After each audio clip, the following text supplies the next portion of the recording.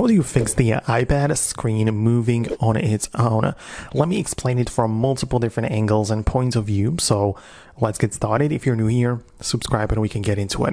So if you feel like the iPad is rotating on its own, sometimes it might happen that you flip the iPad and it rotates in even a wrong way. You can obviously lock the orientation when you go to the control center and tap this button right there. So let me just zoom it in. You can see when it's selected, it means when it's not selected and kind of like see through, it means that the iPad will rotate when you rotate it.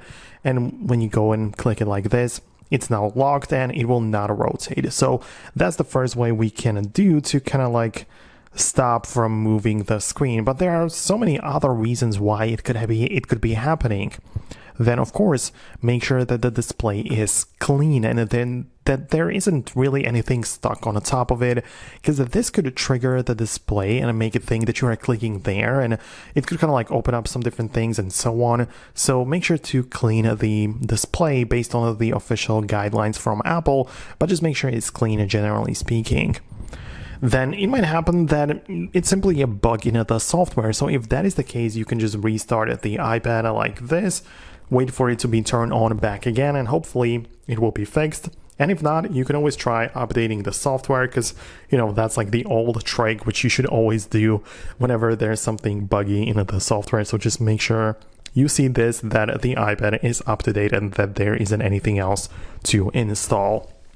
But let's not forget that we could also have some problem with the actual hardware, like with the panel of the display. And if that's the case, we don't really have that much that we can do. Like there are some apps which kind of let you test out the responsiveness of the display. There is one called Diagnostics, which I believe was mostly made for the iPhone. So yeah, this is the one in which I use on my iPhone a lot, but it also works, I guess, on the iPad. So let me just give it a quick update like this. And if I get inside, you have the ability to test out the display like this. So it's probably better to rotate the screen like this, so it's full screen.